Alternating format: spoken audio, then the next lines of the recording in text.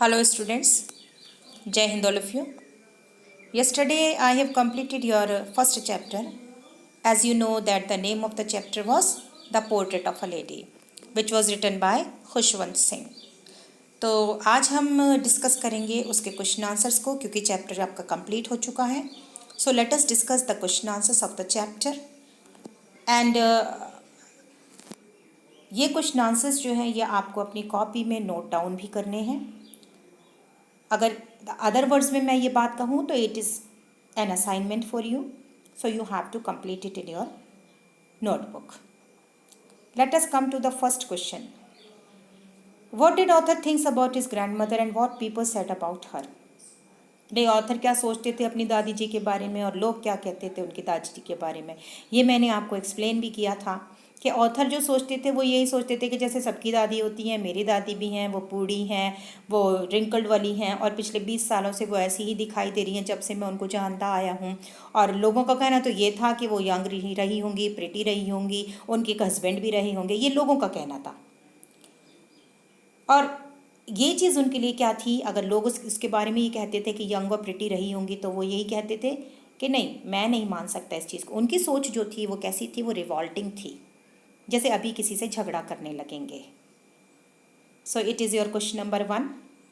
और इस तरीके के जो क्वेश्चंस हैं ये शॉर्ट क्वेश्चन आंसर्स जो हैं ये आपके 3 मार्क्स के पूछे जाते हैं एग्जाम में. Second question is why author's grand mother use to tell morning prayers in monotonous voice. कि भाई उनकी जो दादी थी वो आवाज़ डल वॉइस, मतलब गाना जो गाती थी, जो भजन वजन गाती थी, वो उनकी आवाज़ में सुरीलापन क्यों नहीं था और ढीला, मतलब एकदम ढीली ढाली आवाज़ में गाना क्यों गाती थी. तो ये कह सकते हैं. तो यहाँ पे राइटर का जो आंसर है वो क्या है, grand mother and author were good friends. Grand mother और ऑथर बहुत अच्छे दोस्त थे और वो उनको उनकी आदत थी, वो रोज़ सुबह उनको उठाती थी, उनको तैयार करवाती थी, वो मॉर्निंग प्रेयर्स भी करती थी. Morning prayers monotonous sing song रहता था. जो गाती थी वो अजीब तरीके से गाती थी, बेढंगा तरीका था. कोई मतलब तरीका नहीं था कि सुरीला गाना है या अच्छी आवाज़ में गाना है. गुनगुनाती थी लेकिन ऐसा नहीं. वो नहाती थी और उस बच्चे को भी नहलाती थी जब ड्रेस्ट करती थी उसको. तो वो इस उम्मीद में ये गाना गाती थी, मोनोटोनस वॉइस में गाती थी, इस उम्मीद में गाती थी कि वो बच्चा उसको सुनेगा. वो बच्चा कौन, खुशवंत सिंह उसको सुनेगा और उसको जानेगा कि भजन क्या चीज़ होती है, उसको याद करने की कोशिश भी करेगा. लेकिन ऑथर उसको क्यों सुनता था, क्योंकि वो अपनी दादी की आवाज़ को पसंद करता था. वो उसके सुनने में उनको कोई वो नहीं थी. He never bothered to learn it. वो उसको लर्न करना नहीं चाहता था लेकिन वो उनको सुनता था क्योंकि उनको उनकी दादी बहुत पसंद थी. Come to the third question. What did you think author's grand mother has friendly nature towards animals. Point out some phrases. कि भाई वही मैंने आपको चैप्टर में भी बताया था कि वो एनिमल से बहुत प्यार करती थी. स्पैरोज़ हैं, डॉग्स हैं, विलेज में डॉग्स को फीड करती थी और सिटी आ गई थी तो स्पैरोज़ को फीड किया करती थी.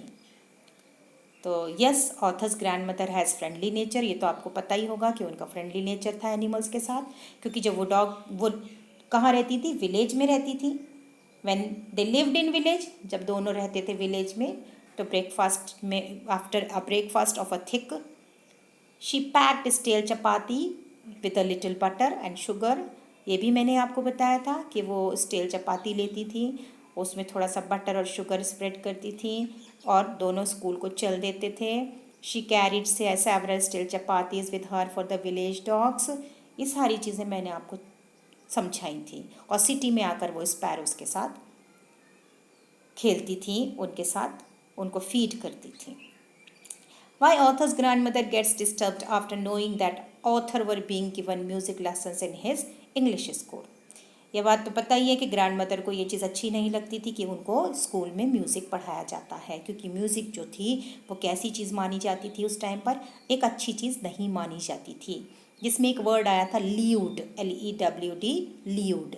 Lewd means not for the good people, अच्छी चीज़ नहीं होती है. तो when author came back from school का ये आंसर है आपका. When author came back from school his grand mother ask him what the teacher had taught him. जब स्कूल से आता था तो उससे दादी पूछती थी बेटा क्या पढ़ाया गया आज स्कूल में, तो वो बताता था कि उनको म्यूज़िक का लेसन पढ़ाया गया है।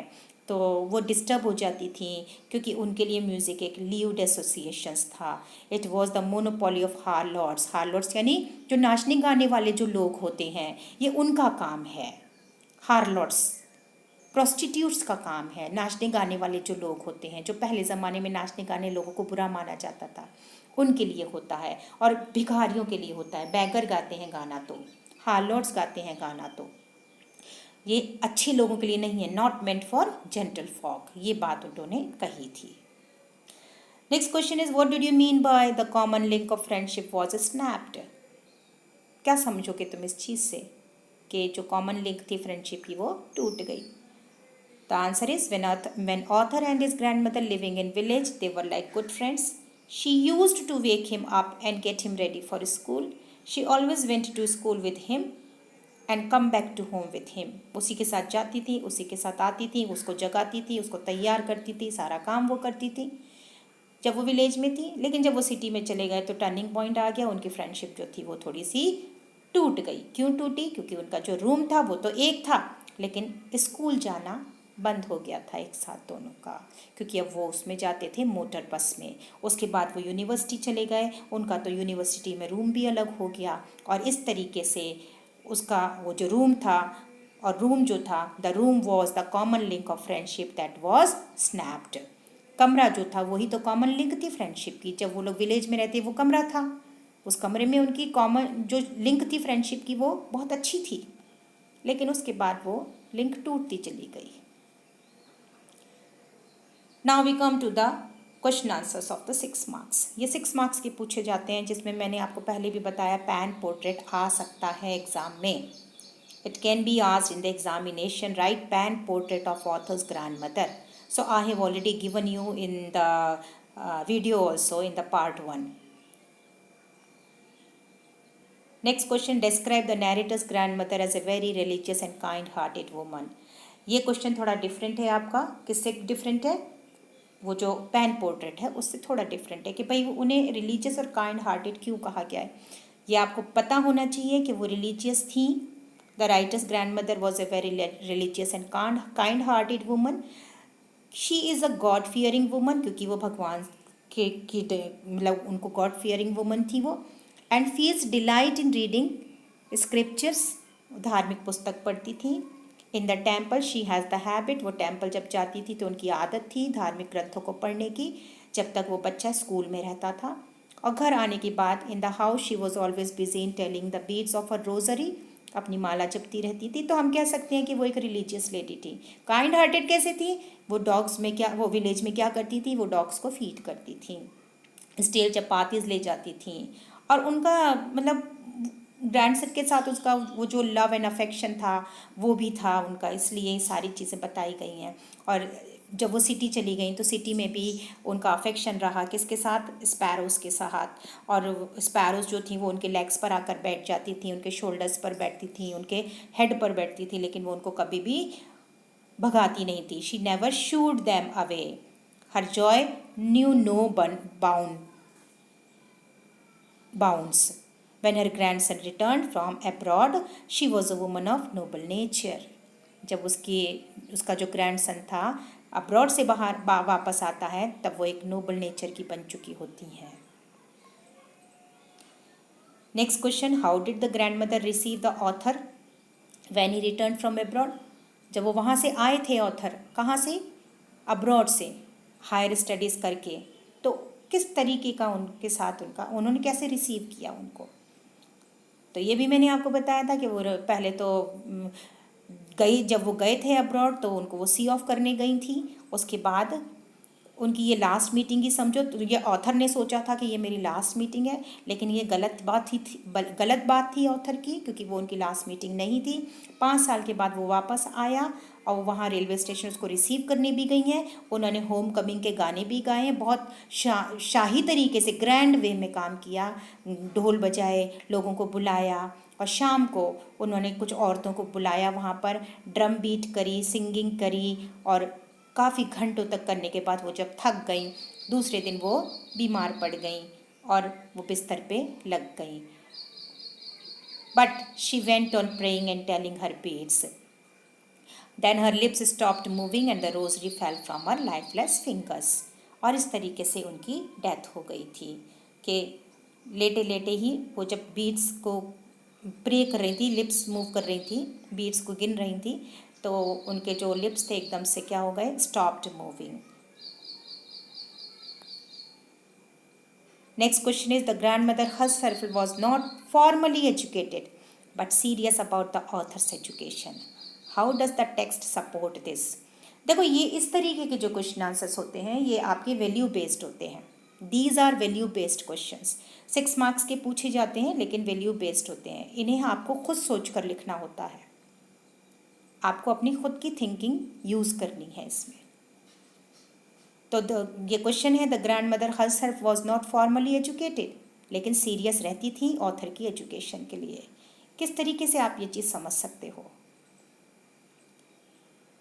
सो I have given you the answer here. Although the grandmother had no proper schooling, तो उनकी तो स्कूलिंग इतनी अच्छी नहीं रही थी. And was not formally educated, वैसे भी वो एजुकेटेड नहीं थी. The author's parents had shifted to the city, author के पेरेंट्स शिफ्ट हो चुके थे सिटी में.